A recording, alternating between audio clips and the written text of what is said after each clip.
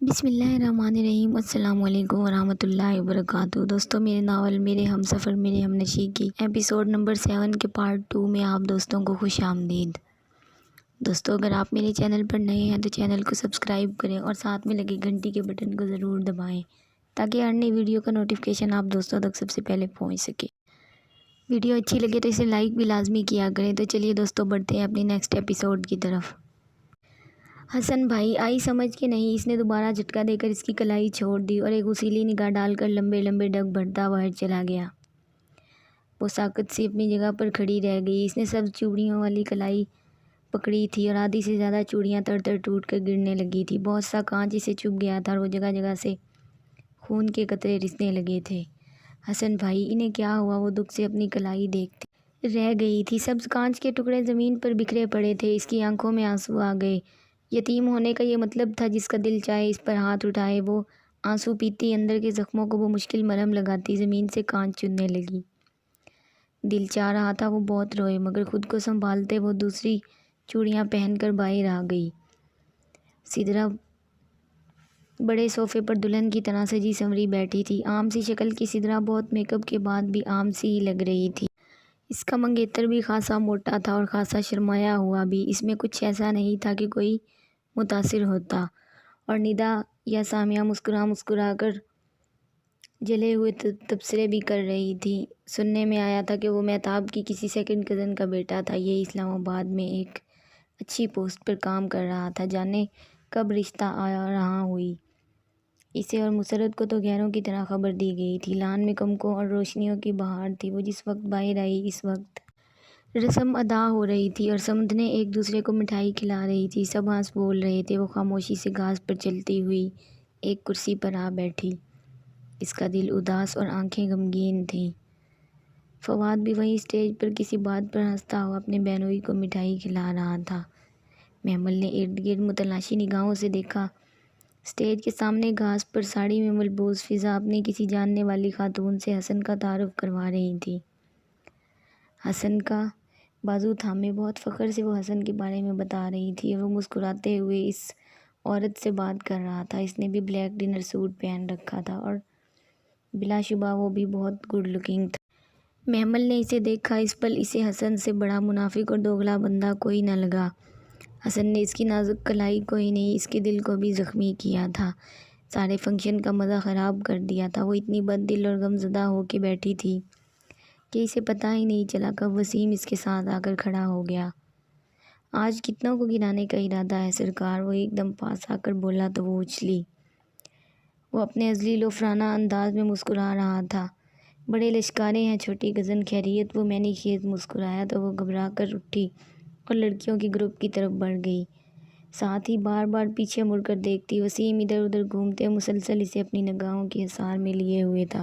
وہ بچتی بچاتی لوگوں میں ہی گھری رہی۔ وہ سب کزنز بہت خوش اور ایک ساتھ مکمل نظر آ رہے تھے۔ صرف وہ ایک فالتو کردار تھی۔ حالانکہ کتنی ہی عورتوں نے پوچھا تھا، یہ سبز اور سلور سوٹ والی لڑکی کون ہے؟ وہ تھی اتنی منفرد اور دلکش اور ہر شے سے بے خبر۔ وہ سارا وقت افسردہ ہی رہی۔ سدرا کی منگنی پر جتنے شغل اور مزے کا اس نے سوچا تھا، اس سے بڑھ کر بد مزہ ہوئی تھی۔ فواد اسے آفس میں چھوٹے موٹے کام دینے لگا، زیادہ تر سپرویژن کا کام دیتا۔ یہ ڈرافٹ بنانا ہے، اپنی نگرانی میں فنانس کے ذاکر صاحب سے بنوا لاؤ، اس چیک پر سائن کروانا ہے کروا لاؤ، اور یہ سارے کام بہت اعتماد طلب ہوتے ہیں۔ اسے اچھا لگتا، وہ اس پر بھروسہ کرتا ہے، اس کا خیال کرتا ہے۔ وہ ایک ساتھ ہی لنچ کرتے تھے۔ باقی وقت وہ آفس میں کام کرتا اور محمل اپنے کیبن میں بیٹھی دوسروں کا بغور مشاہدہ کرتی۔ کبھی کبھی اسے احساس ہوتا کہ اتنے دن گزر جانے کے بعد نہ تو وہ کام کو ٹھیک سے سمجھ پائی اور نہ ہی فواد کے زیادہ قریب آ پائی۔ وہ ہمیشہ اس کی پسند کی چیزیں منگواتا، اس سے اس کے مشاغل اور اسٹڈی کے بارے میں ہلکی پھلکی گپ شپ بھی کرتا، مگر اس شام آئینے کے سامنے جھمکا پہنانے جیسی بے خودی اور جرأت دوبارہ نہیں کی تھی۔ اس روز صبح فواد کے ساتھ آفس نہیں گئی تھی۔ دوپہر میں اسٹاپ پر آنا، میں پک کر لوں گا، آج مجھے تم سے کچھ بات کرنی ہے، وہ صبح دھیرے سے کہہ گیا تھا اور اب وہ مسرور دوپہر کا انتظار کرتی اوپر ٹیرس پر بیٹھی چائے پی رہی تھی۔ جانے فواد کو کیا بات کرنا تھی؟ اتنا کیا خاص کام تھا؟ وہ ٹانگ پہ ٹانگ رکھے چائے کی سپ لیتی سوچ رہی تھی۔ نگاہیں یوں ہی ساتھ والوں کے لان میں بھٹک رہی تھی۔ وہاں گھاس پر سفید چادر بچھی ہوئی تھی اور ان پر سفید شلوار قمیض اور سفید ٹوپی پہنے مدرسے کے بچے ہل ہل کر قرآن پاک پڑھ رہے تھے۔ درمیان میں ایک چھوٹی سی میز پڑی تھی جس پر ایک بڑا قرآن پاک اور کچھ سپارے پڑے ہوئے تھے، ساتھ ہی اگربتیاں جل رہی۔ وہ بلا ارادہ ہی بڑے بند قرآن پاک کو دیکھے گئی۔ ذہن کے نہا خانوں سے وہ چہرہ نکل کر اس کے سامنے آ گیا، سیاہ فام لڑکی کا چہرہ، سیاہ آنکھیں اور موٹے موٹے سیاہ ہونٹ۔ وہ مصحف کو سینے سے لگائے لنگڑاتے ہوئے سڑک پر دور جا رہی تھی۔ کبھی کبھی اسے لگتا جاتے ہوئے اس کی آنکھوں میں آنسو تھے۔ وہ کیوں رو رہی تھی اسے سمجھ نہیں آئی۔ اسی طرح بچے ہل ہل کر سپارے پڑھ رہے تھے۔ اس نے دیکھا کونے پر بیٹھے ہوئے ایک بچے نے صفحہ پلٹتے ہوئے ادھر ادھر دیکھا اور 2-3 صفحے ایک ساتھ پلٹ دیے اور پھر بلند آواز میں لہک لہک کر پڑھنے لگا۔ نہ چاہتے ہوئے بھی میمل ہنس پڑی۔ وہ چھوٹا سا بچہ اپنی دانست میں آس پاس کے لوگوں کو دھوکہ دے رہا تھا یا پھر رب کو، وہ جان نہیں پائی۔ بچے آہستہ آہستہ اٹھ کر سپارے رکھنے لگے، یہاں تک کہ سارے سپاروں کا واپس ڈھیر میز پر لگ گیا تو قاری صاحب نے پاس کھڑے ملازم کو بلایا۔ قرآن خوانی ہو چکی ہے، بریگیڈیئر صاحب کو بلا دیں، آ کر دعا میں شرکت کر لیں۔ ملازم سر ہلا کر اندر چلا گیا۔ وہ فواد کو بھول کر دلچسپی اور تجسس سے ریلنگ پر جھکی ساری کارروائی دیکھنے لگی۔ سر کہہ رہے ہیں وہ بزی ہیں، دعا میں شرکت نہیں کر سکتے، مگر آپ کا شکریہ کہ آپ نے قرآن پڑھا دیا۔ سر کہہ رہے ہیں کہ انہیں سکون نہیں ہے، باقی سب ٹھیک ہے، بس یہی دعا کروا دیں کہ انہیں سکون مل جائے۔ قاری صاحب نے گہری سانس لی اور دعا کے لیے ہاتھ اٹھا لیے۔ وہ جیسے شاکڈ سی سارا منظر دیکھ رہی تھی۔ دل میں نامعلوم افسوس سا اتر آیا تھا، ایک عجیب سا احساس ندامت، عجیب سی بے کلی۔ وہ اس احساس کو کوئی نام تو نہ دے پائی، مگر کپ اٹھا کر نیچے آ گئی اور پھر دوپہر کو وہ اس واقعے کو بھول بھال چکی تھی۔ سٹاپ پر ٹائم پہ فواد کی مرسڈیز آتی دکھائی دی تو وہ خوش اور پرشوق بینچ سے اٹھی۔ کیسی ہو؟ وہ دروازہ کھول کر اندر بیٹھی تو وہ مسکرا کر جیسے بے تابی سے پوچھ رہا تھا، ٹھیک ہوں فواد بھائی، آپ کیسے ہیں؟ وہ سادگی سے کہہ کر بیگ کندھے سے اتار کر پیچھے رکھنے لگی۔ اپنے انداز سے اس نے کبھی ظاہر نہیں کیا تھا کہ وہ فواد کے جذبات تک رسائی حاصل کر چکی ہے۔ وہ خود کو ہمیشہ اس کے احسانوں کے بوجھ تلے ممنون ظاہر کرتی۔ آج کا دن بہت اسپیشل ہے میمل، وہ کار سڑک پر ڈال کے بہت خوشی سے بتا رہا تھا۔ آج مجھے تم سے بہت کچھ کہنا ہے۔ جی کہیے۔ ابھی نہیں، ابھی سرپرائز نہیں کھول سکتا۔ اچھا ایسا کیا ہے فواد بھائی؟ تم خود دیکھ لینا۔ خیر ابھی تو ہم شاپنگ پر جا رہے ہیں، تمہارے لیے کچھ بہت اسپیشل لینا ہے، کپڑے، مگر ابھی تو کوئی فنکشن قریب نہیں ہے نا، آج ہے کچھ خاص۔ اچھا کون کون ہوگا ادھر؟ میں اور تم۔ اس نے مبہوم سا مسکرا کر اس کی آنکھوں میں دیکھا۔ آفس میں وہ کچھ سمجھ رہی تھی مگر انجان بنی رہی۔ میرٹ میں آج ہم ساتھ ڈنر کریں گے۔ میرٹ؟ لمحے بھر کو تو وہ سانس لینا بھول گئی تھی۔ میرٹ میں ڈنر تو کیا، اس نے تو کبھی میرٹ کی اندر سے شکل بھی نہیں دیکھی تھی، لیکن پھر ڈنر کا لفظ اسے ذرا پریشان کر گیا۔ میں اتنی رات کو کیا کہہ کر باہر رہوں گی فواد بھائی؟ نہیں ہم جلدی آ جائیں گے اور آج رات میں خود تمہیں گھر لے کر جاؤں گا۔ مگر تمہارے جواب کے بعد؟ جواب؟ کس چیز کا جواب؟ کچھ پوچھنا ہے تم سے۔ اس کا دل زور سے دھڑکا۔ کیا وہ جو سمجھ رہی تھی صحیح تھا؟ مگر کیا؟ یہ تو وہیں بتاؤں گا۔ آؤ کچھ کپڑے لیتے ہیں تمہارے۔ وہ کار پارک کر کے سیٹ بیلٹ ہٹا رہا تھا۔ مگر یہ ٹھیک تو ہے، اس نے معمولی سا احتجاج کیا۔ آج تمہیں اسپیشل تیار ہونا پڑے گا۔ اس کے انداز میں نرم سی دھونس تھی۔ وہ ہنس کر اچھا کہتے نیچے اتری۔ وہ اسے ایک خاصے مہنگے بوتیک میں لے آیا۔ کپڑوں سے زیادہ کپڑوں کی قیمتیں ہوش اڑا رہی تھی۔ وہ خود ہی آگے بڑھ کر کپڑوں کو الٹ پلٹ کر دیکھنے لگا، پھر رک کر پوچھا، تمہیں ساڑیاں پسند ہیں میمل؟ ساڑیاں؟ وہ حیران ہوئی۔ جی مگر بہت فارمل ہے۔ کوئی اگر مگر نہیں، یہ ساڑی دیکھو کیسی ہے۔ اس نے ایک سیاہ ساڑی آگے کی۔ سیاہ شفون کی ساڑی پر سلور مکیش بکھری تھی۔ یہ اتنی خوبصورت جھلملاتی ساڑی تھی کہ نظریں خیرہ کرتی تھی۔ اچھی ہے مگر بہت قیمتی، تم سے زیادہ قیمتی نہیں ہے۔ یہ پیک کر دیں؟ پھر میچنگ جوتے اور ایک نازک سلور نگوں والا آرٹیفیشل سیٹ لیتے خاصا وقت لگ گیا۔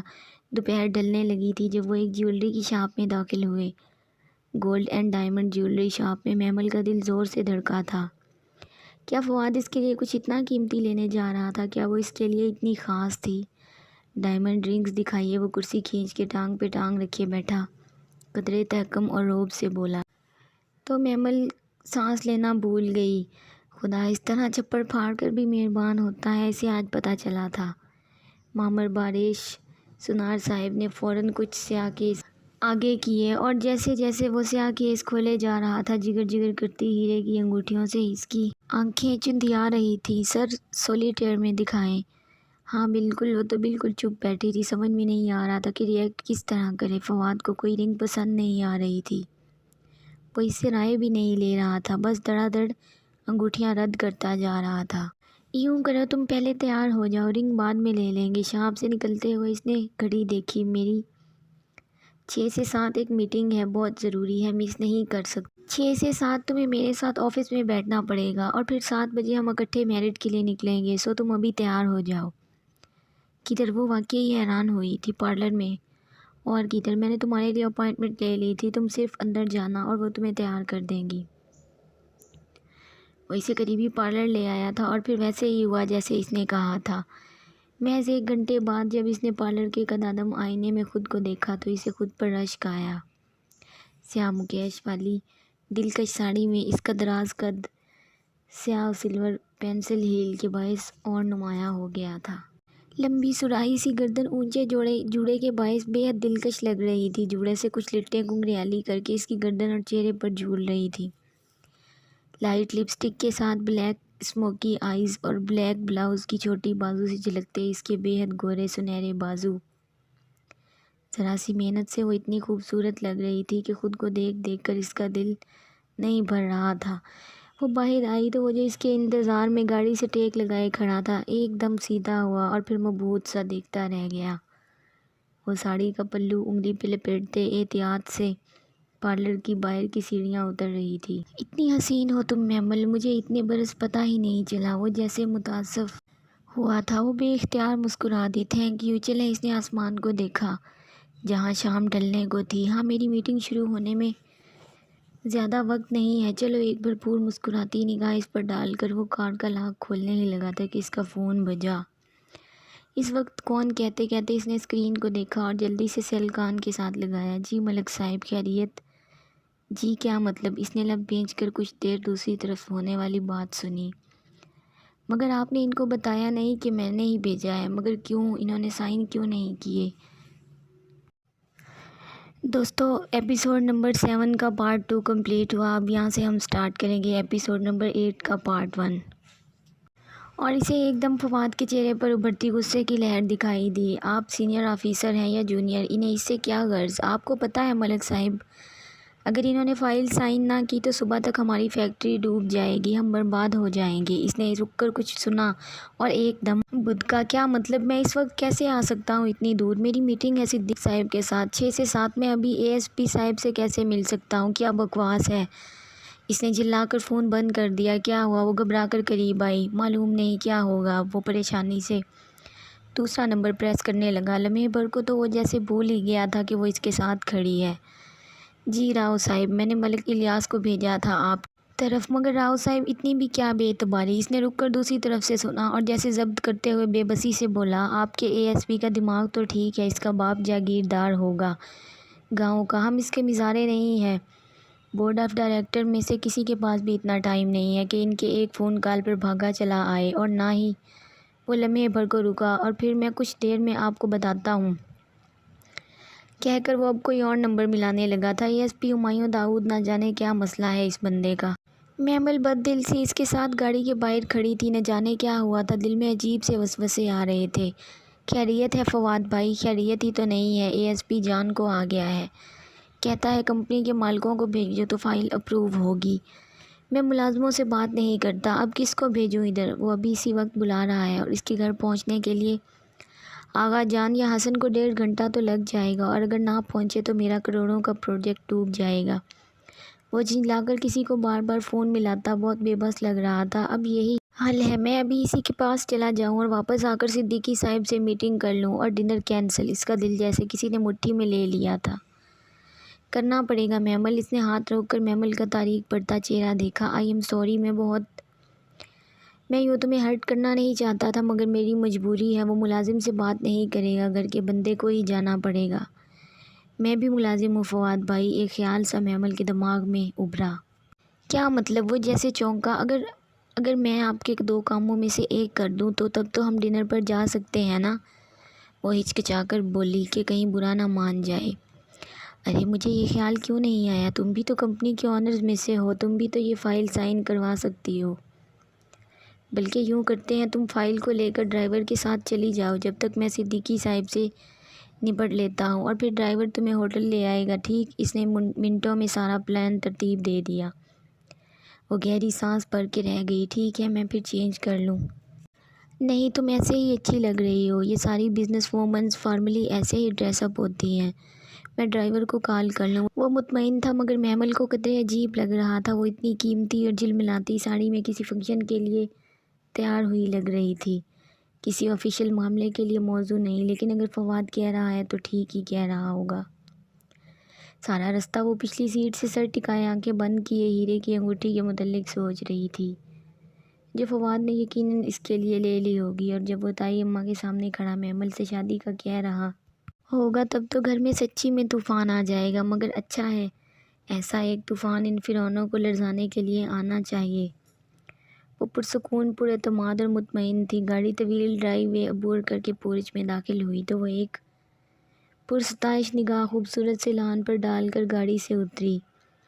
مین ڈور پر جیسے ایک سوٹڈ بوٹڈ ادھیڑ عمر شخص اس کا منتظر کھڑا تھا۔ اے ایس پی ہمایوں داؤد، اس نے ذہن میں اندازہ لگایا، اور فائل ہاتھ میں پکڑے اعتماد سے چلتی ان کے قریب آئی۔ میں آغا گروپ آف انڈسٹریز سے۔ جی میڈم میمل ابراہیم، آئیے، اے ایس پی صاحب آپ کا ہی انتظار کر رہے ہیں۔ اس نے دروازہ کھول کر راستہ دیا۔ وہ لمحے بھر کو ہچکچائی، پھر خود کو ڈپٹتے ہوئے آگے بڑھی۔ روشنیوں سے گھرا بے حد نفیس اور قیمتی سامان سے آراستہ گھر اندر سے اتنا خوبصورت تھا کہ خود کو سنجیدہ رکھنے کے باوجود اس کی نظر بار بار بھٹک کر آس پاس کا جائزہ لینے لگتی۔ اے ایس پی صاحب کدھر ہیں؟ وہ اندر آپ کا انتظار کر رہے ہیں۔ اس کے آگے تیز تیز چلتا لاؤنج میں لے آیا۔ سر یہ پہنچ گئی ہیں۔ اس نے لاؤنج میں قدم رکھا تو ایک شخص کو اپنی طرف متوجہ پایا۔ وہ ٹانگ پہ ٹانگ رکھے صوفے پہ بیٹھا تھا، تھوڑی سی شیو بڑھی ہوئی تھی اور بال ماتھے پر بکھرے ہوئے تھے۔ بلیک کوٹ میں ملبوس، جس کے اندر سفید شرٹ کے اوپر والے 2 بٹن کھلے تھے، ایک ہاتھ میں اورنج جوس سے بھرا وائن گلاس لیے وہ اسے غور سے دیکھ رہا تھا۔